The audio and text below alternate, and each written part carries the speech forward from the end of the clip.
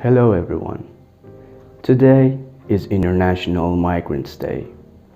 It is an important day in which you think of people who have left their homes, including people who have left because of wars or disasters, because they no longer had food or water, or because they wanted a better life for their families. Many of them made very dangerous journeys across oceans and deserts.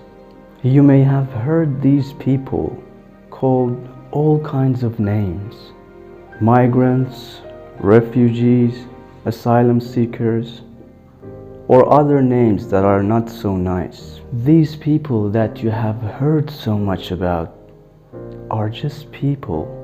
They are moms and dads, brothers and sisters, grandpas and grandmas, their teachers, farmers and doctors, and lots of them are kids. Many of them didn't have a choice about leaving their homes.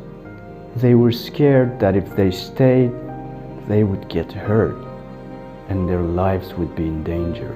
Just like all of us, these people want to be happy, go to school and go to work. It's time for us to change. It's a good time to change how we think and talk about the people who migrate and sometimes even flee their country and how we treat them.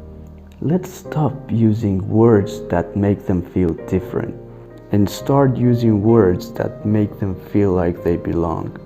If you have kids in your community that have recently arrived from another country, treat that kid the way you would like to be treated yourself. Be kind, be welcoming, be a friend, and make them feel at home.